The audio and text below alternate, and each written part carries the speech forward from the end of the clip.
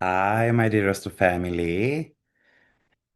I hope everyone is having a great week and you are ready to dive into the next week and see how it might be playing out for your rising sign. And of course, I recommend listening to the general forecast as well so that you can have a general understanding of the week ahead. But my birthday is coming up on 6th of February. And if you have been with me for a while, you know this is the one time a year I go all out. To celebrate, I'm doing my biggest sale ever. 50% off all my individual courses, webinars, and personal readings.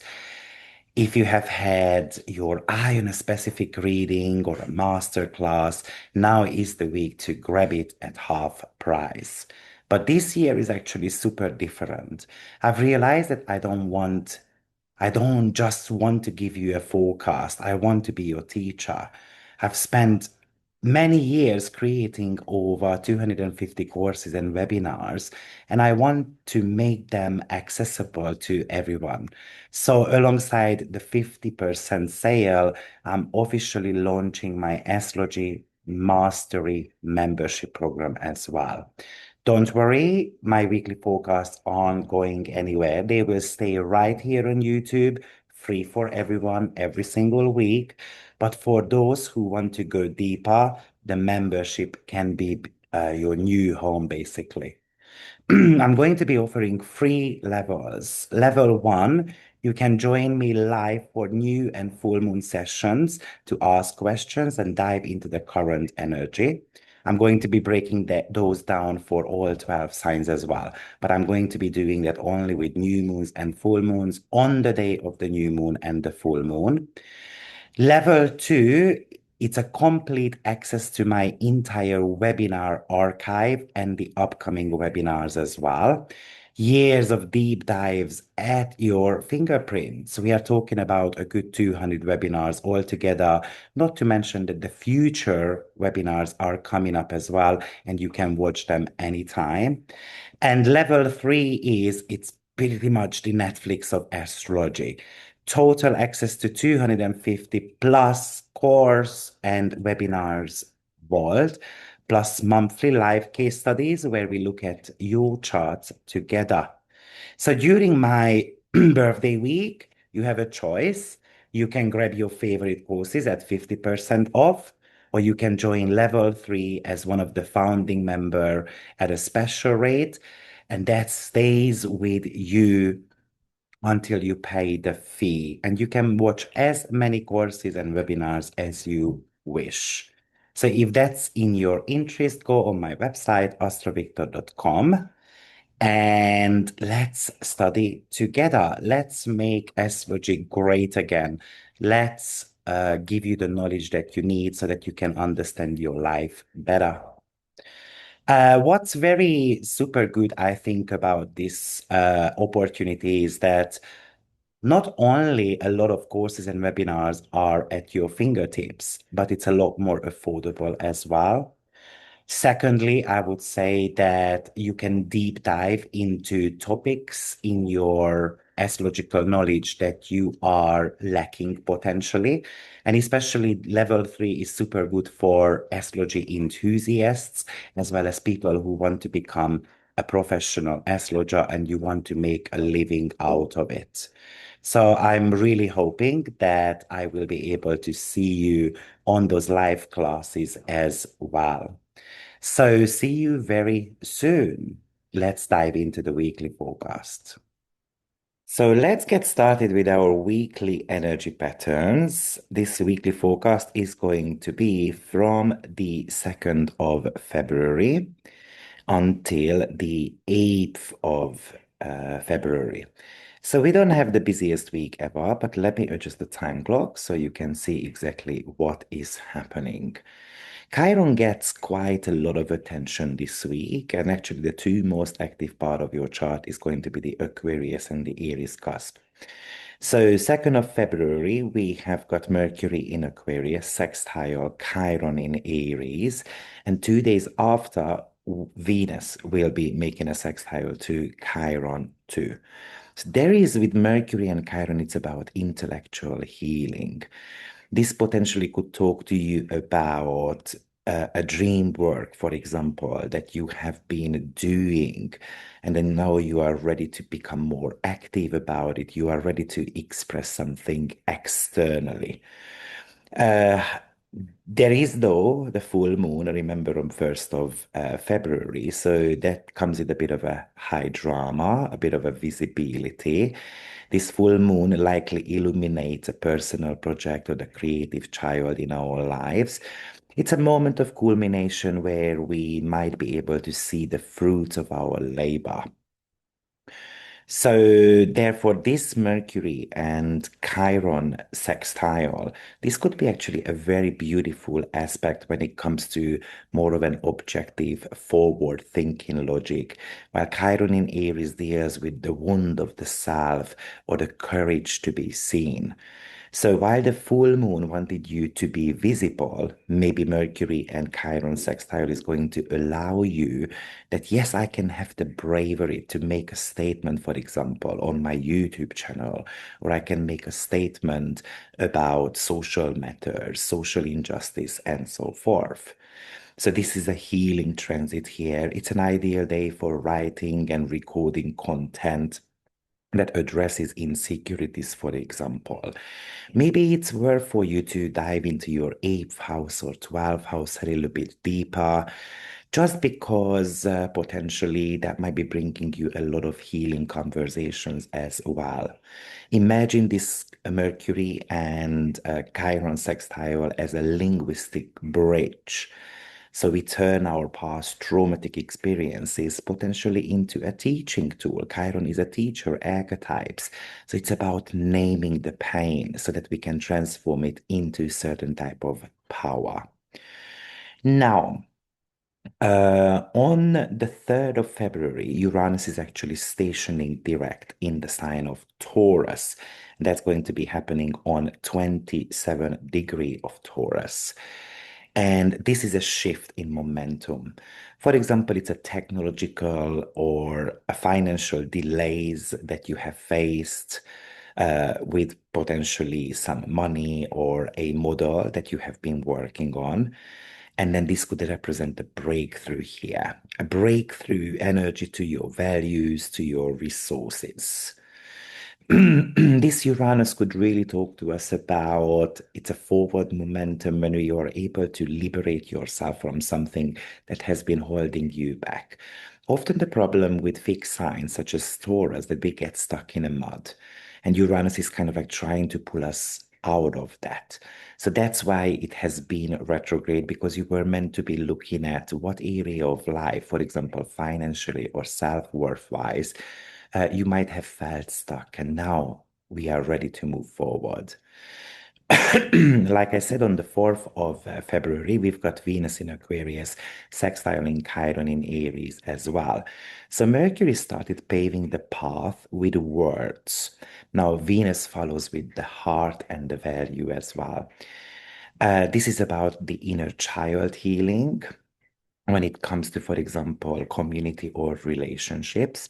It's kind of like reminding you that being around our friends potentially is a medicine for us. Or you can be connecting with your audience, or you can be connecting with someone you work together with, and that they can become very authentically supportive towards you. So what this Venus and Mercury does, it softens those harsh edges left over from, let's say, any type of surgery recoveries or personal transformations, and it's allowing you to feel worthy again. It's about potentially having healing conversations with your partner as well about autonomy, about your personal rights, about something that you desire badly. For example, imagine that you would like to hang out more with friends, but maybe you didn't have the bravery to talk about it. Now, this Mercury Venus sextile Chiron can actually allow you to do that. It's about feeling worthy as well. It's about feeling that the success actually can come my way. Because remember, Aquarius is the 11th sign, and 11th sign often connected to certain type of gains. Yes, sometimes what happens is that our gain is a loss of someone else, and Chiron can feel bad about that also. Now, on the 6th of February, we have got Mercury entering the sign of Pisces. Well, this is my birthday. So remember, I've got the birthday promotion going on right now. So if you would like to take advantage of that, you can have a reading with me, 50% off. You can actually have all my courses and webinars on discounted price as well. But I recommend checking out my new membership program. It's kind of like a little bit of a Netflix version of astrology. I've got approximately about 250 courses and webinars all together, and you can watch it anytime you want to until you are the member of my website. So you might want to grab that opportunity, especially if you are serious about your astrological study. But Mercury moving into the sign of Pisces, which is, by the way, the detrimental position of Mercury, it's about moving away from the hard data. And it's more an intuitive Mercury. It's more about making soulful connections with people. It's about having healing conversations with others as well. Yes, this could be a period of time because Mercury spends approximately about 3 weeks in a given sign. It could represent spiritual downloads as well. So this is not necessarily a period of time when you have to be handling numbers, for example. Maybe you start drifting back into more of a dreaming space to find the next big inspiration. Because Pisces is connected to visionary matters. It's a very creative energy as well. So, because Mercury is on the go and Mercury is being very busy, and one of the last aspects Mercury is making actually is going to be, of course, the Uranus square, which I'm going to talk about in a short while. But everyone is pretty much connecting to Chiron here. So that's why we have to be having these healing conversations with our friends so that we can move on. If we are unable to do so, then Mercury moving into the sign of Pisces could represent certain type of isolations as well, because it's about being numb. It's about being a little bit more on the quieter side. Yes, Mercury in Aquarius was very much about socializing and spending a lot of time together with friends, kind of like mentally coming up with some genius new ideas. And then now we have to be retreating a little bit so that we can figure out how we actually can make it happen. We can get slightly bit confused as well about what we are meant to be doing. We can feel lost. That Mercury making the sextile to Chiron, for example, is about the truth, which is going to set you free. The truth is acting like a medicine. So that's why that Mercury wants us to facilitate certain type of conversations that heal the ego. Yes, it's an ideal time for teaching or writing about past wounds as well, or just sitting down with a friend of yours and then telling them that you hurt me. The sextile will allow that healing conversation for the two of you or for the group of people to go to the next stage. This is about enlightened perspective that you can be receiving from others as well. Remembering with Uranus stationing direct, this is about returning to the financial and the physical world as well.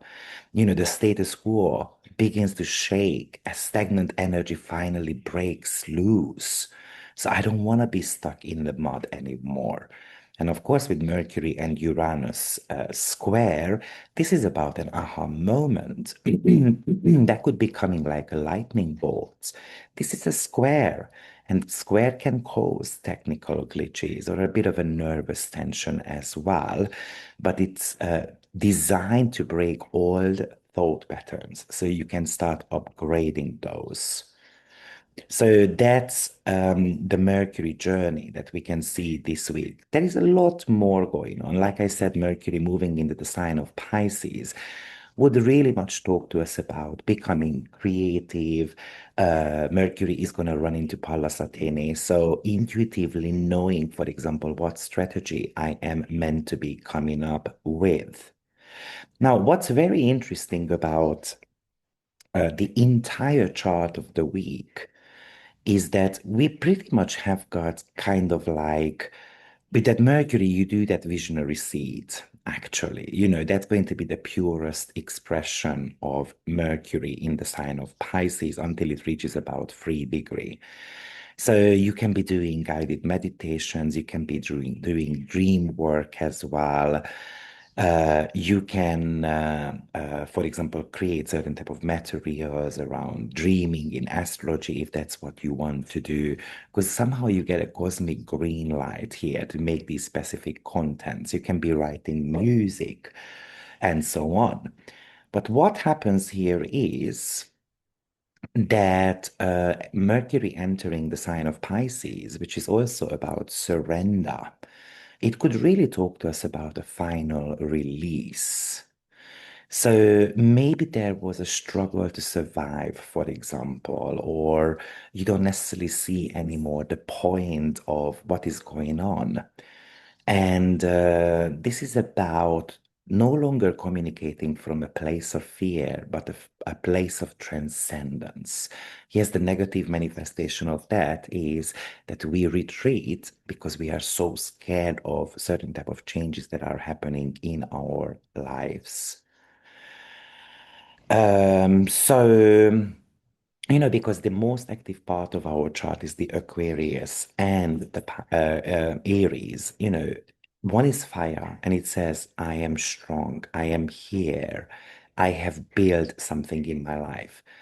And then we have got the Aquarius, which is very much about intellectuality and community.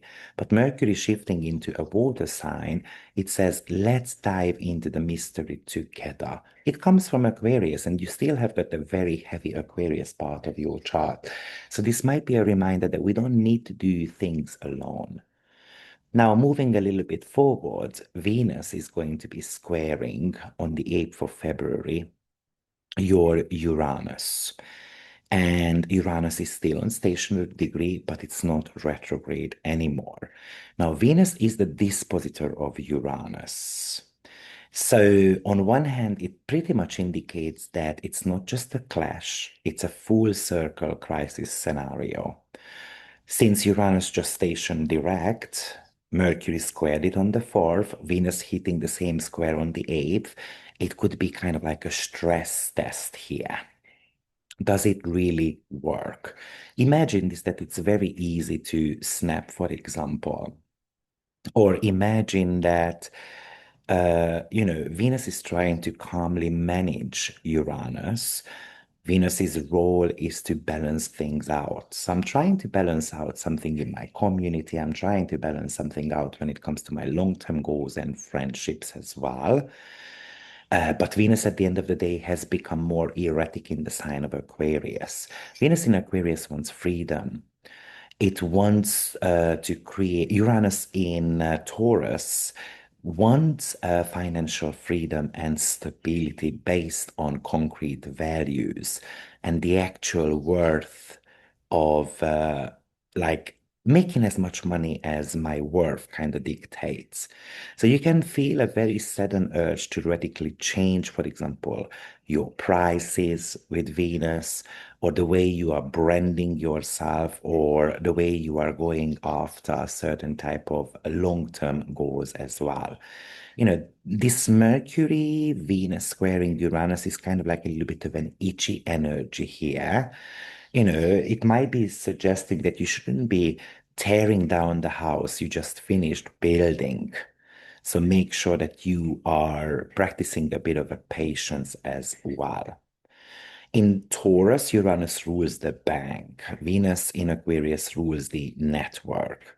So this could be a day, for example, to watch how payments are processed, or if there is a glitch, for example, in a banking system, maybe your banking application is not working, or there could be certain type of fraud happening as well.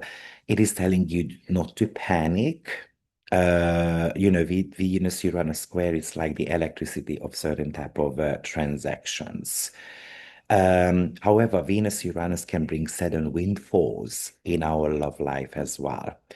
So it's very possible to have a little bit of an argument coming around as well, or we feel the need to break out of a relationship, or we feel like that we are not respected by our friends and I want to kind of cut them off.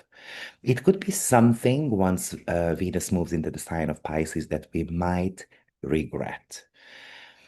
Now, Venus represents our personal aesthetics as well. So it could indicate, for example, that you wake up on the 8th of February and then you start hating, for example, the colors of your website, or you start hating your pictures, or you start hating your clothing, and then you want to go shopping. So there is something erratic around it. This is the energy of the rebel beauty. So you can use this energy really well to surprise someone, for example, or you want to be showing a more of an unfiltered version of yourself. And you can get really respected for it because a lot of people like authenticity, but at the same time, a lot of people potentially find it very shocking, very surprising, and the square can indicate certain type of clashes as well with others. So it really looks like that the week is starting of healing certain type of wounds here. And then the week is pretty much ending on you having to learn to appreciate yourself a little bit more. Now, looking at some of these asteroids that are also triggering us.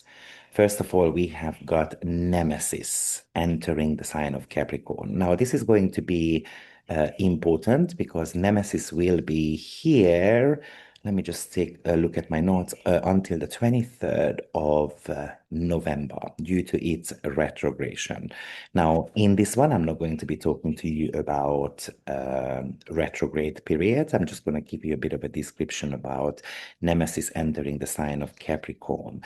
But I want to give you its astrological number, which I forgot to write down for myself in case you want to be taking a look where Nemesis is. Nemesis is 128. So if you would like to look it up where it is. So Nemesis entering the sign of Capricorn, it's a little bit of a sobering shift. Uh, Nemesis is about in the sign of Capricorn is about structures. There is a focus turns towards accountability, professional integrity.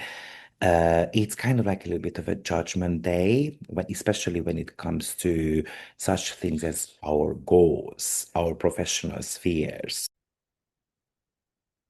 Nemesis was the goddess of divine retribution. She wasn't evil, but she was the force that stepped in when humans pretty much kind of like committed a crime, for example, or when humans had this excessive pride or the belief that they were above the natural laws of the universe. So wherever Nemesis in your natal chart, it does show the shadow side of success, where we might meet our downfall if we aren't careful or if we are too greedy. Nemesis can represent hidden rivalries as well. The enemies that we don't see coming, or the parts of ourselves that act as our own worst enemy.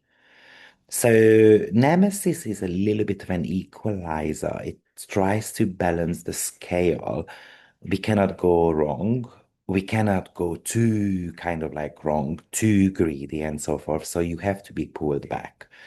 So Nemesis in the sign of Capricorn, that would be sign. The Capricorn is about structure, government, reputation. This is the big boss archetype. So it can feel like that my boss has become, for example, an enemy of mine. But this isn't about accountability check. It demands integrity. So we are somehow forced to look at where the foundation is weak. It's about you building the mountain, such as your career or reputation, on shortcuts. Nemesis in Capricorn will find the cracks, and it's going to demand that it has to happen in a professional way, or it has to be as flawless as possible. I mean, you can even think of this as a self-sabotaging CEO type of archetype. Capricorn can manifest kind of like as a worker bee who burns out, or the leader who becomes so obsessed with status that they lose their soul while they are doing the job. So you might want to be asking yourself whether you are working towards a legacy, or I'm just working to feed my ego, to pay the bills, to look after my kids, and so forth.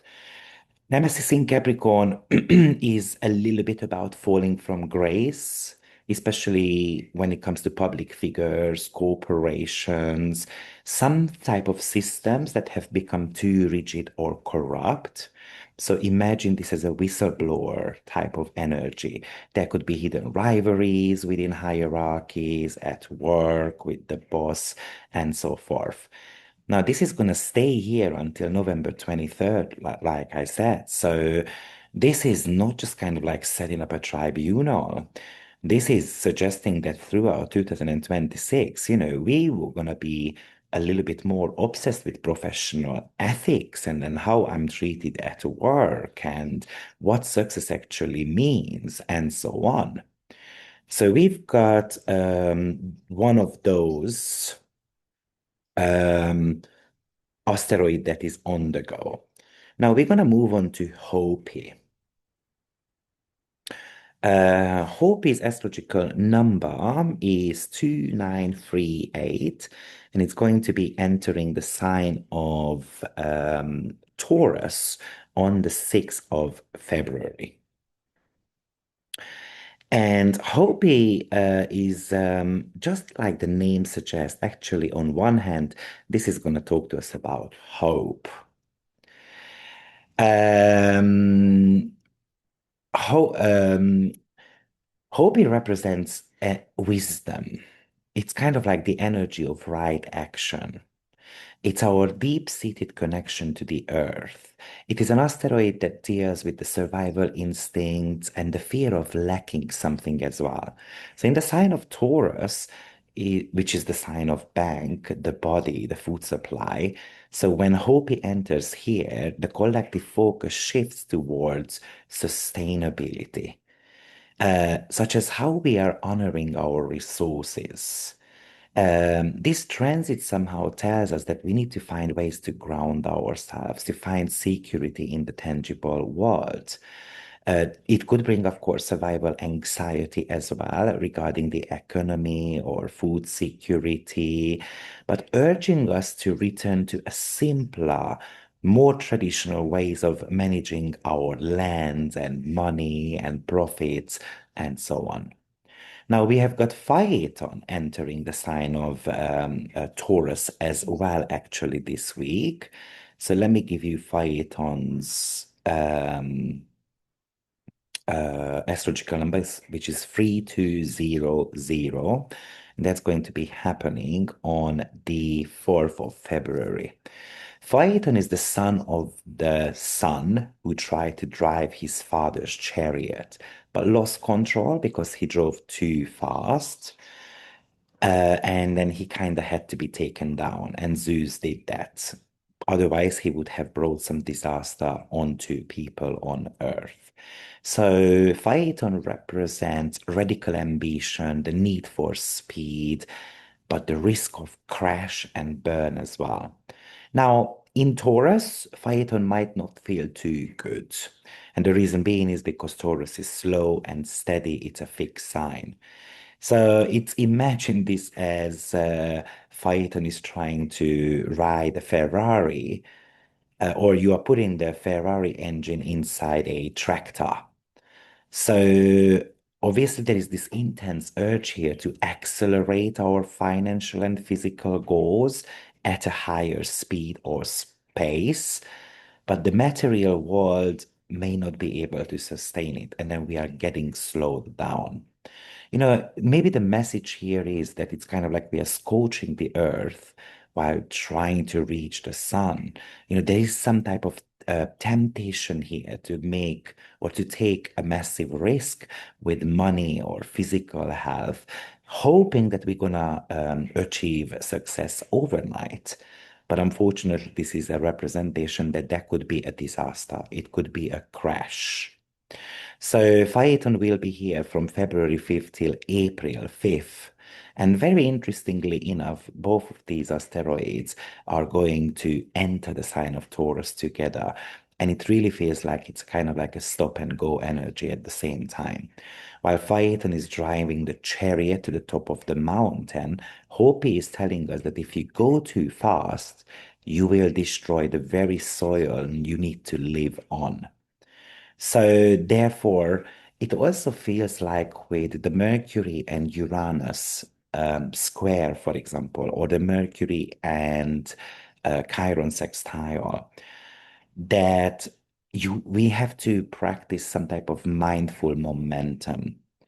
You are receiving the fuel of Phaeton to make progress, but we need to be shrewd about it. We need to be clever about it. Hope is trying to make sure that we don't burn out our bodies or our bank accounts in the process.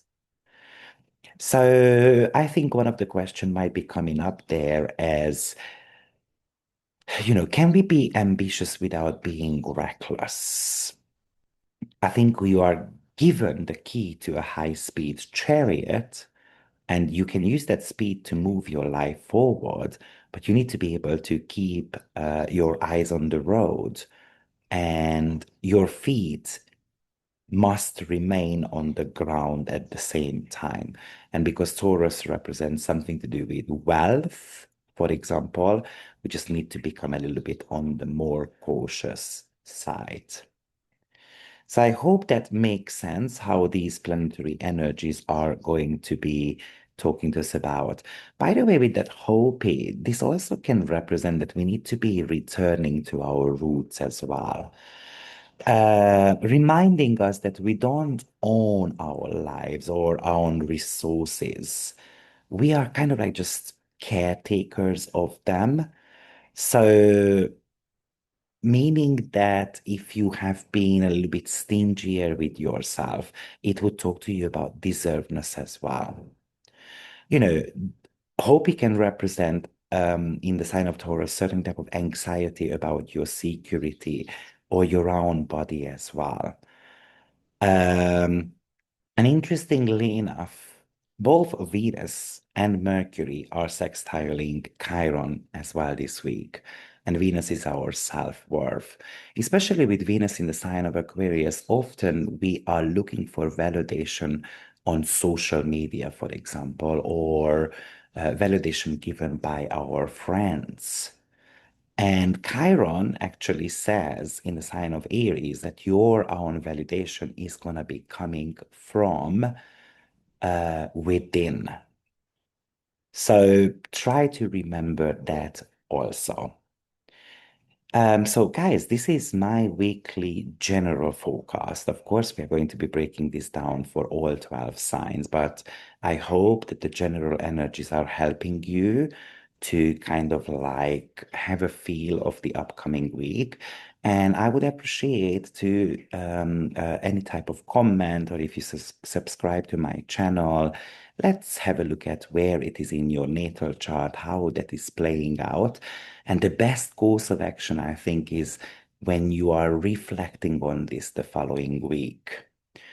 And you're trying to kind of like create an astrological diary and reflecting on, okay, so Viktor was talking about Phaeton and let's say Hopi entering the sign of Taurus, and then it hit a planet there of in my natal chart. So how those archetypical energies started to play out.